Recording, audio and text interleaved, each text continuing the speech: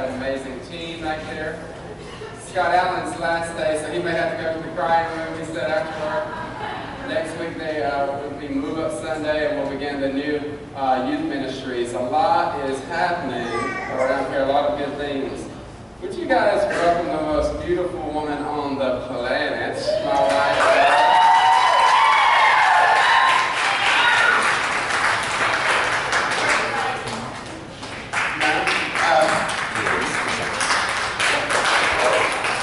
So we're starting a new series today. We're super excited about it. I talked Laura into sharing this with me, so we're going to relax, have some conversation. We're going to talk about marriage. And it's going to be good. It's called Best Marriage Ever. And to kick things off, something fun that we began to think about was love songs. You know, if you're a couple, then you may have a certain song. That might be y'all's song. You know, when you play, you start looking, you know, the song. But we have a couple songs that we like, but we don't necessarily have an official song. We began to think about what were some of the fun love songs through the decades. How many of you guys, maybe your relationship began in the 60s? Anybody in your relationship began in the 60s? All right. How about 70s? Your relationship began in the 70s? 80s? A lot of 80s. 90s? 2000s? 2010s? Okay, all right. So, we got a little something fun. We're going to take you down memory lane. Got a little video here for you. We're going to play a song that makes you go, yeah, I remember that.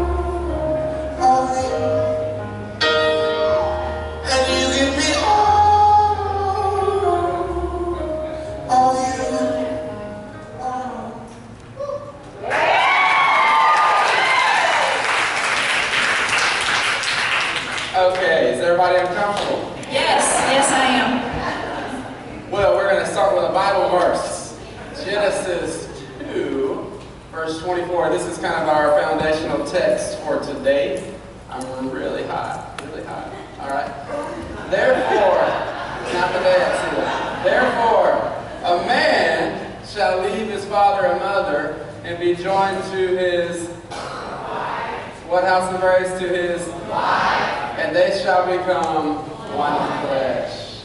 Yes.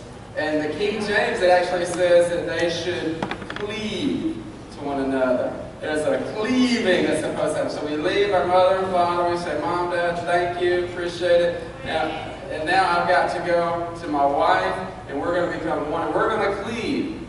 But it would seem like everything on the planet wants to uncleave us. If you've been married for more than 10 minutes, then you know your cleaving will be challenged. Amen? So that's what we're going to talk about today. There's a lot of things that have to do with cleaving, and some big things. That we're going to focus in on one thing. We're going to focus in on one area about that. But before we start our focus, not everybody in here is married. Some of us have been married and don't ever care to go that route again. Some of us have never been married. Why should everyone tune in? That's true. How many of you are not married? You're not married. Okay, so that's a lot. If you're watching on Facebook, you might not be married. But there's a good chance that you will get married. Even those who sometimes say, I'll never do that again. Before long you get an invitation in the mail. Guess what? They're doing it again. They're giving it another try. And you may be a young person, and most likely you're going to get married. So you need these tools. You don't want to wait until you're 3 years in to learn the things that we're going to share with you. Or perhaps you're older and you're saying, I've already done that. I'm a widow. I'm a widower. I have no plans of getting married. But I bet your children are. Your grandchildren are. Your neighbor is. So you could be a resource, because marriages need healthy resources. Amen? Amen? So I think everybody can get something out of this. But like I said, the Bible tells us to leave and cleave, but that is not always easy.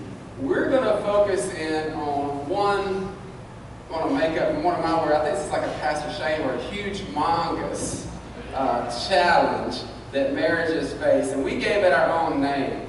We call it the roommate syndrome. The roommate syndrome is one of the biggest challenges that marriages face. So Laura, what is the roommate syndrome? How do you know if you're in the roommate syndrome? Well, you have to take a look around, first of all, to evaluate. But what you and I call the roommate syndrome is you share the house, you share the kids, you share the responsibilities, you share finances, sometimes a meal together you'll share. You might even share the bedroom and share of yourselves in the bedroom. But your hearts are not being shared with one another. You don't really know. You might know my day-to-day schedule, where I'm going to be with which kid on that particular day, but you don't know what God is doing in my heart or the lies that the enemy is telling me at that time. That's good. And we've been there. Like multiple more times. Once. Yeah. We've been in the roommate syndrome situation. So, and you're in that situation, one way you can know is it's not fun anymore. I mean, and if you've been married for a little while and you find yourself in the roommate syndrome, the adventure is gone, the fun's not there. I mean, you're still doing the stuff, you're not a bad person, but you're no longer enjoying the journey together. I mean, you could be achieving goals at work, getting a promotion. You could be in your best physical shape and you finally lost that 20 pounds you told yourself. You're doing all that, but yet you're not winning at home. That's the roommate syndrome. And also, if I could add, it's a really easy place to get to if you're not careful, whether you have kids or not, because the busyness of life, let's just face facts, it takes over for all of us. Whether you're a teenager or you're 75, the busyness of life will take over if we let it at any moment in time. So there will always, the day we go to be with Jesus, be other demands pulling on us. So it'll be easy. That's good. You guys hear okay? Okay, well, I believe, this is my theory, I don't have a Bible verse, but you can disagree. I think that all marriages they're going to automatically be pulled into roommate syndrome. Especially like once you have kids. Yeah, you know, if you have kids, so we're going to talk a little more about that, but I just think if you know that, like, if you think this is a maybe, it might happen, no, it's going to happen unless you're intentional about it. So it'll naturally gravitate that way. Yes, yes. So how do we begin to fix the problem? Say we realize that's where, how do we fix that roommate syndrome? By a great word that I hear on the radio all the time by Pastor Randy Carlson called intentionality. We have to make intentional choices, make intentional efforts, be intentional about everything we're doing. Somebody say intentional. She's going to share some good stuff. I want to write some of the things she says down. It's going to be good. Intentional. Okay, good. What else? Well, we have to first admit that it looks like we're getting there, and then not be afraid to discuss it. Has anybody ever had that discussion? Hey, I feel like we're becoming roommates. Okay. Well, after today, you're going to have a lot more. But we have had that discussion before, and it's not super comfortable for either person. And not both of us will necessarily agree at the same time. I've said to Joey before that, hey, I feel like we're like two ships meeting at dock for a moment and then we keep going our own different directions. He's like, no, we did this and we did that. And I'm no. And there have been other times where he's like, I just miss you. Like, you have seen me all day long.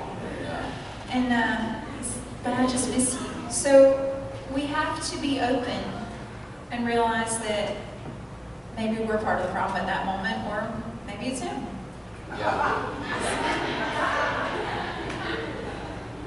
Or, You know, there are times like when she said that, and I've been like, we're good. We just talked at Christmas. We just went on a date, Valentine's. It's only October, you know.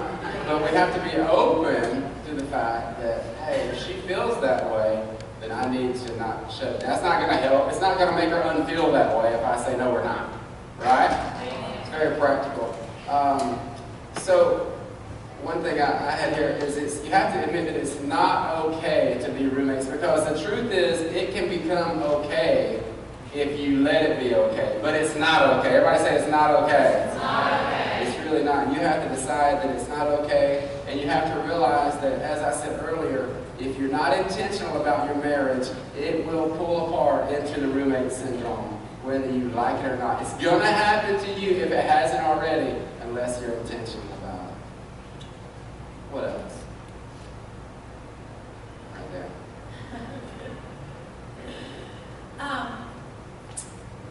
I guess we would say that once you admit it and once you discuss it, it's not just enough to admit it. Then you have to choose to do something about it. But I would go so far as to say that the first step should be to make sure that you've got Jesus first in your life. That's right. And that you're actively chasing after him, that you're actively spending time with him, because naturally, I'm the most selfish person in the world. That's and right. So are you, without God. I'm not trying to pick on anybody or say anything that I wouldn't say about myself. Naturally, I want what I want. I want him to do, and I want to receive. I want him to do, and I want to sit. I want. But it's not about that. In any relationship, whether you're married, or it's a friendship, or it's your kids or your parents, or with Jesus, you can't just always be on the receiving end. But the only way to stay away from that is to make sure that you put Jesus first, because then he's going to change our hearts, and he's going to open our eyes to see, hey, I have some things that I need to do to strengthen our relationship too. That's good. And here's something you want to write down. This is what we're going to be spending the rest of our time talking about. You have to choose to begin to pursue each other. Write down pursue. Jimmy Evans is a great marriage leader, and he talks about the law of pursuit. In that verse we read, leave and cleave, is something about pursuing one another. So we're going to spend a few minutes talking about pursuing. So how would you define pursuing one another, pursuit? Chasing after someone. Chasing after. And we want to be chased. We all want to be chased. We want to be pursued. Somebody say, chase her.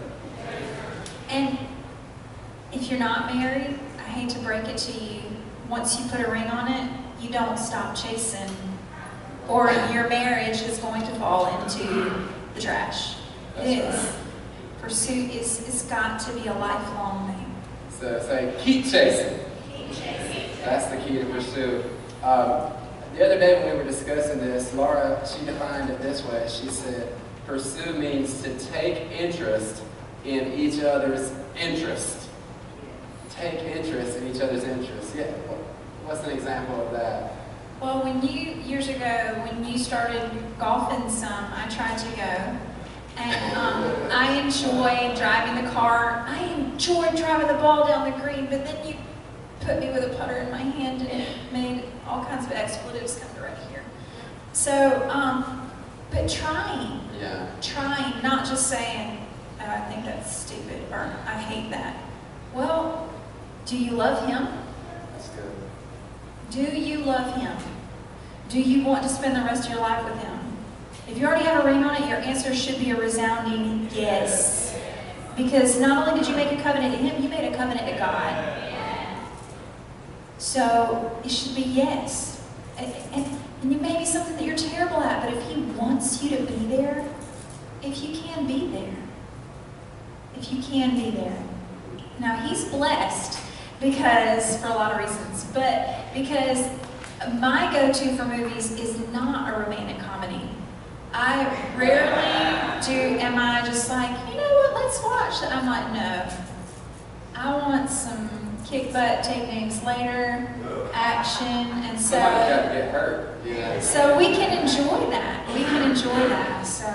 Yeah, that's a great example. Here's a few examples here of pursuing each other. Listening. Listening is pursuing one. I didn't know that until she told me. That one way I can pursue her is to listen to her. Can I get an amen from the wives? Amen. But not just hearing the words that come out of our mouths. What's that?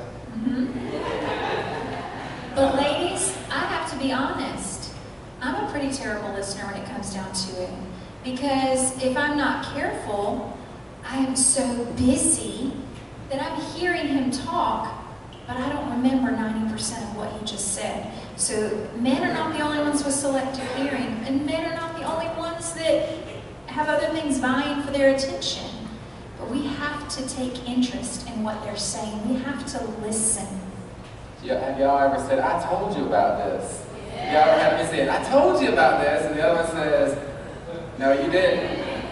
We've never done that because we're perfect communicators. We haven't done that this week. Not today.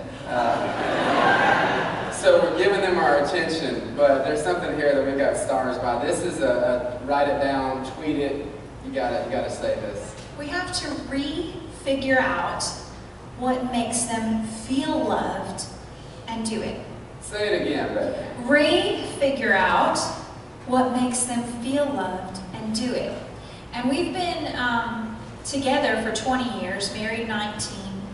And in the beginning, what made me feel loved was for him to do things for me. It wasn't necessarily gifts, but just to do little things for me.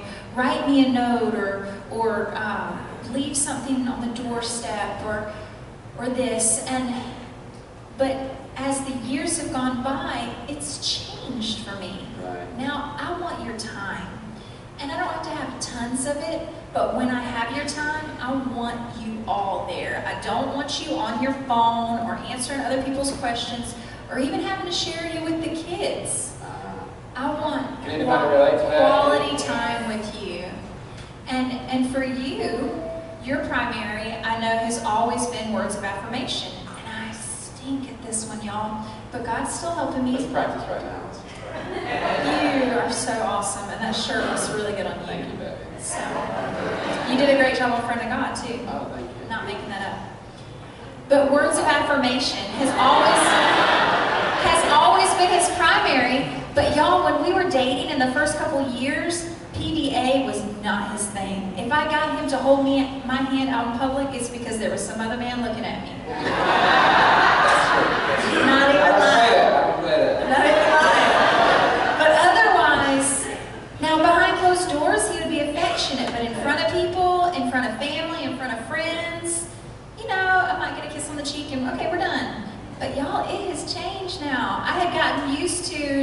PDA, but now he wants me to hold his hand, and I'm like, I'm busy. I got little kids that I gotta hold their hands all the time. Yeah, that's real. So we have to continue to learn. Yeah, we're studying. We should be studying our spouse, right? And just when you think you got them figured out, what do? They change on you. Yeah. And it's not just us. That's right. It's like your email password. Just when you memorize it, they're like, you got to change it. So yeah, you study each other. The other day, talking about refiguring out and examples, you need to get your points. And we're honest about, I want those points. Okay, especially me. I need all the points I can get. So earlier this week, I made some hamburgers. Okay, and when I cook, he cooks well, y'all.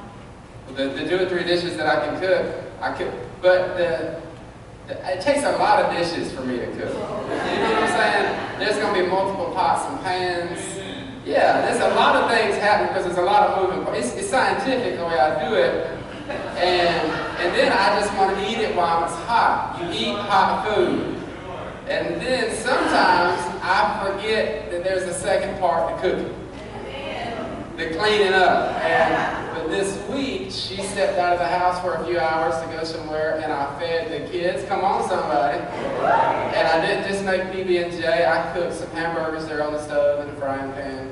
And they were greasy, and there was grease like everywhere. When I got done, man, I cleaned it up. I took what do you call the burner things? The burner things, I took them off because it's a gas. We have a gas stove, we yeah, have a cast iron. I cleaned all that, I cleaned the sink.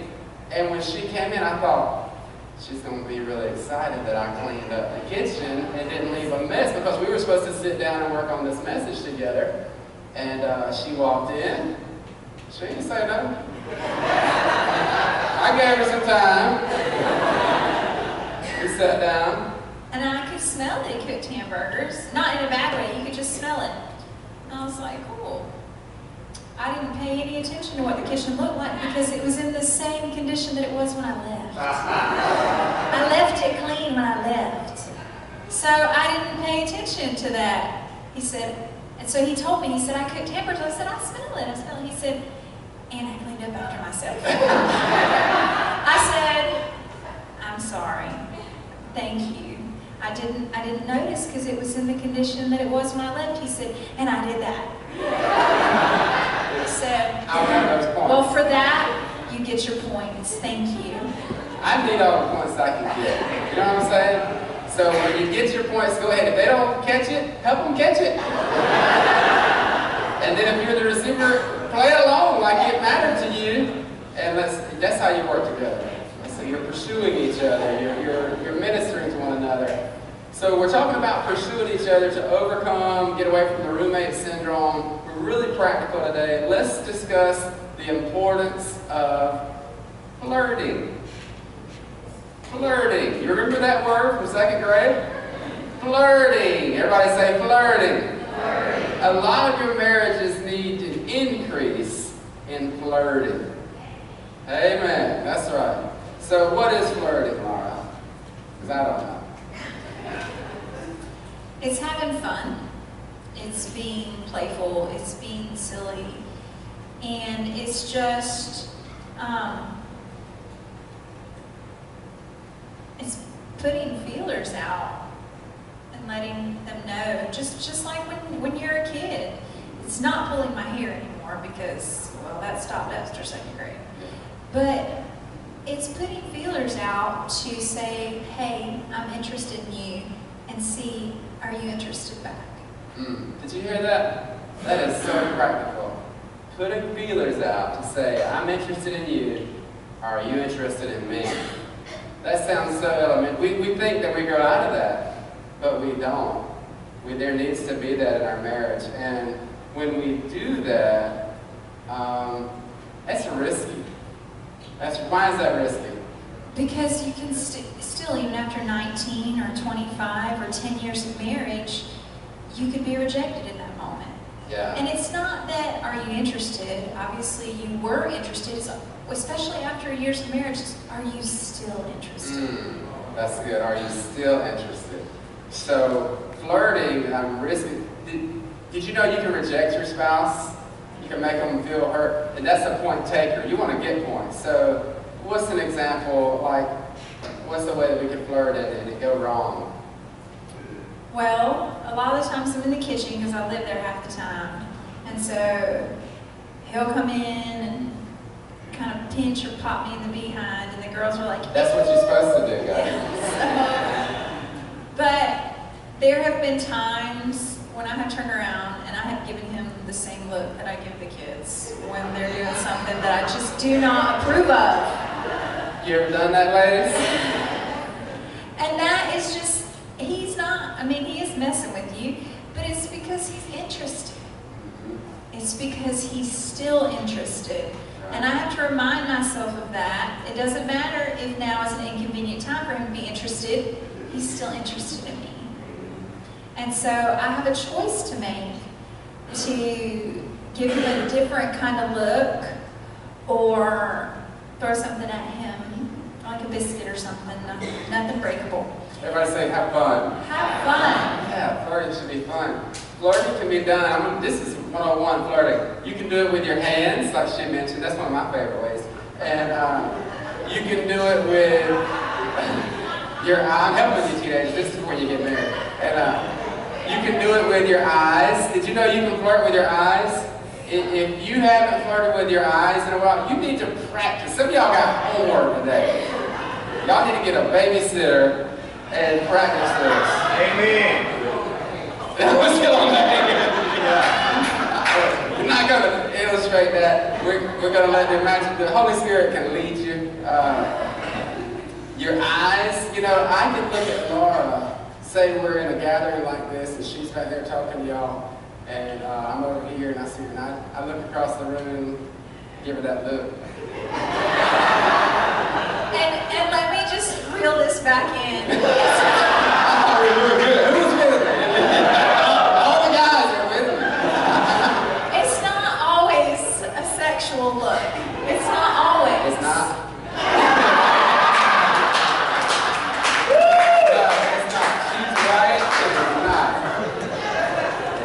Back to the notes.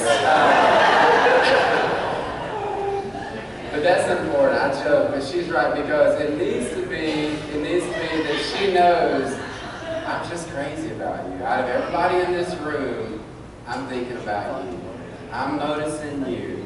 If Jillian were here, she does her daddy's faces really well. She can mimic them, so I can't. But sometimes we can be in a crowded room and we're in the midst of being with people. But he'll just look at me and he just has this little grin that says, hey, I'm crazy about you. And I recognize that look. And I'll grin, I'll usually show him all the teeth or something. I don't turn as red as I have been this morning. Right. But it's just little things. Yeah. It's just little connections that you learn to make over time. And if you don't learn to make them over time, start learning. Yeah. When we first got married, say we were in a social environment where we had a lot of people, Laura was a little insecure, and I was like him, I was on him like white on rice. yeah, I mean, like if I walk over here, she'd be over here. I'm like, it's okay to talk to people. Why don't you go get something to drink? I'm good. When I sat down, she'd be right here, and it wasn't necessarily flirting, it was just fear. But now, I mean, my goodness, she's an amazing, confident woman. She can go handle anything by herself. She doesn't need me socially to feel secure. So, and with our job and position as pastors, we're often interacting with other people. We don't get to sit beside each other at the fellowship meal. We're trying to love on you and do a good job doing that. So every now and then we'll be in one of those environments, and I'm sitting there, and she may come over and just sit on my knee for a minute or sit beside me. And I notice it because I'm like, whoa, she didn't need me. She chose me then. She did that just to say, hey, I like you. I'm with you. Oh, you know, and that's just another way you can choose each other. We're going to have to pick up our pace a little bit here. Talk about, let's see. You got some practical things here to share. Yeah, these we stole. And it's okay to steal ideas from other people. Amen. But I was listening to Pastor Craig Rochelle, and I think he stole this from Pastor Jimmy Evans too, but he said that him and his wife practice, when you think of something nice to say about someone, say it. Say it. When you think of a compliment, or when you think of something that you like about someone, don't hold that in. Say it. Say it. And because we can tend to, what's the word I'm looking for? We can tend to grow into the things that are spoken over us. So what kind of things are you speaking over your spouse? And this is for men and women. If we're constantly saying, you're crazy, or just stop, then eventually that's what they're going to hear. And unless they're like my husband, who's extremely persistent in annoyance, then eventually they will stop. But that's not really what you want. So when you think of something nice, say it.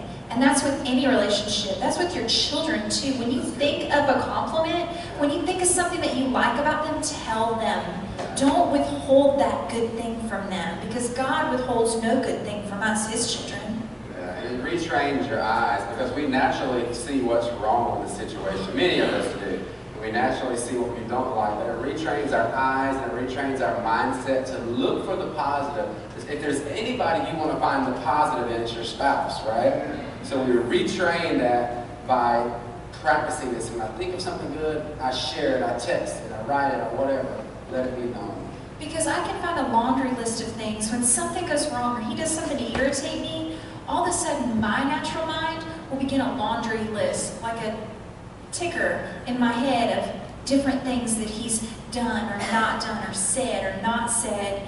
And that can become... That's a long list. And that can become bigger. And I forget how he went out of his way, came from town to come get the trash, to take it, even though he had meetings, or that he came and stopped what he was doing and walked out of that important meeting because the car had a flat tire and I just needed to go to the grocery store, or just how so often he comes to my rescue.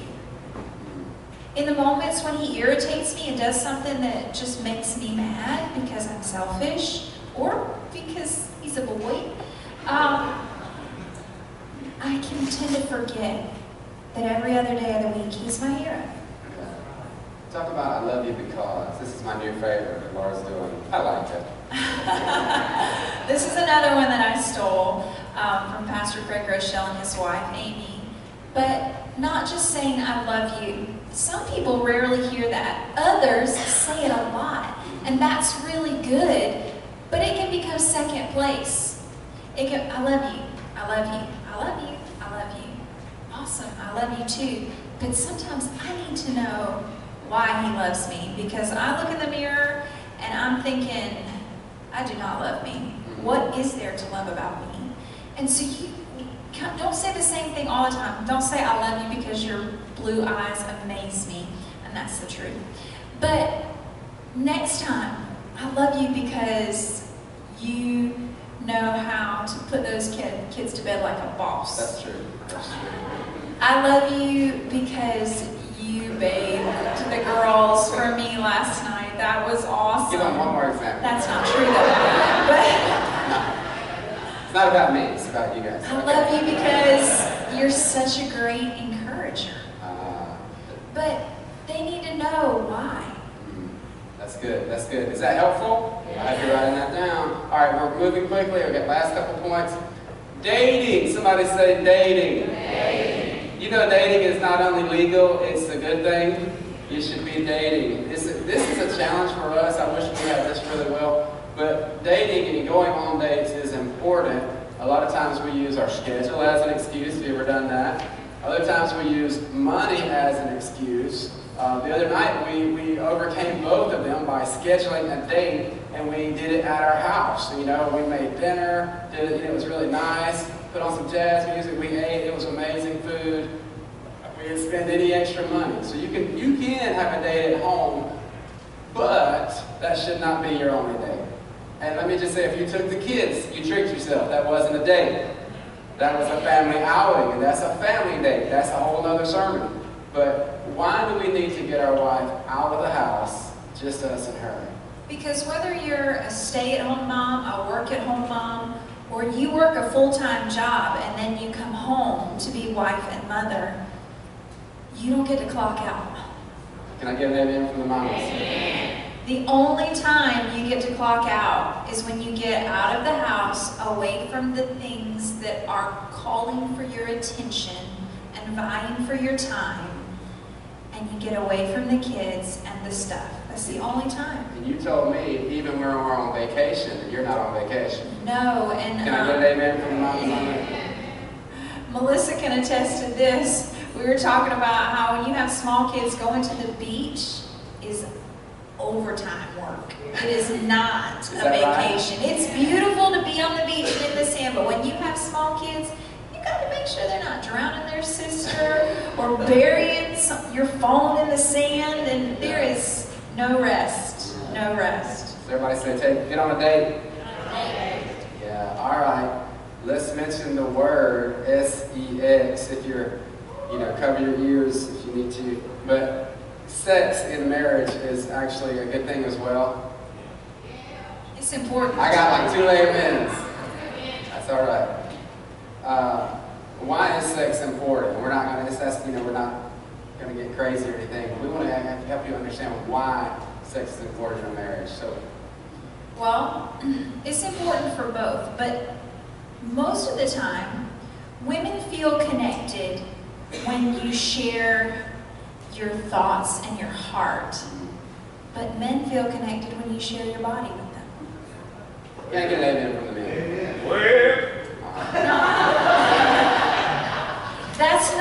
That's not always the case, but more often than not. And so, if you'll share and be vulnerable with your whole self with a man, he's more apt, not always, but he's more apt to then share his heart and his thoughts with you. And so therefore, you both feel connected. Yes. And also, y'all, sex is a gift from God. It's not something to be scared of. It's not something to be timid of. Now, it is meant to be within the marriage covenant, because the two become one flesh. And when you give of yourself in that manner, you give a part of yourself that you will never get back. But the thing is, when I do with my husband, I don't have to worry about getting that back because I'm with him for the long term. I've made a covenant to him and to God. That's good. That's good. That's what intimacy. We're really talking about intimacy and how it's achieved through different means between the man and the woman in a marriage. We've got a Bible verse for you in 1 Corinthians 7, 3 through 5. Do we have that one? This is out of the Message. Did you want to read that, baby? Am I stealing your thunder here? The marriage bed must be a place of mutuality. The husband seeking to satisfy his wife, and the wife seeking to satisfy her husband. Marriage is not a place to stand up for your rights. Marriage is a decision to serve the other, whether in bed or out. That's good, isn't it? I would write that down, the address, 1 Corinthians 7, 3 through 5 in the Message, and study that out. It's great. It's great. We're talking about serving one, whether in bed or not. Marriage is about serving one another. Sometimes when I get it right, when I get to my driveway, I've been on a crazy day doing a million things, who knows where, for the Lord and for you guys. When I get home, it's time to minister to my family. So sometimes when I get it right before I hit my driveway, no matter what kind of day I've had, I say, Lord, help me now. I'm tired. Help me now to get my mind right so I can go minister to my wife and kids, so I can go serve them. And when I get my mind right and I get that, and he helps me to do that, we have a great evening together. It's wonderful. So as far as sex goes, we're wrapping this up. I wrote down, assuming you're age appropriate, you're physically healthy, able to do that. I understand there's different stages in life, but every marriage should have a healthy sexual relationship. You can study that out, ask for whatever, but you need to pursue that. And oftentimes we think, well, the man has a stronger desire for a frequency or this or that. We're all different. But I will tell you that even if there's something wrong, I would say try to get it fixed. If you need to go to the doctor, if you need to go to counseling, sometimes there's things we've gone through, abuse that we need healing from. There's so many things that will try to steal our intimacy. But this is a part of marriage that God made for you. It's a gift. Don't take it for granted. But I was going to say, even though men and women are different, even if you're a man who has a lesser desire, your wife needs to know that you find her attractive. Can I get an amen from the ladies? Now, she may not want you to, grab her behind 20 times a day. That might not be what it needs to look like in your house. But she needs to know somehow that you find her attractive. So discuss it. I dare you to discuss all this with your spouse. We've got one more Bible verse for you, and then we'll close in prayer. John 15:13 says this: "Greater love has no one than this, that someone lay down his life for his friends." And that's really what we've been working on in our relationship. Is I want to be best friends and lovers.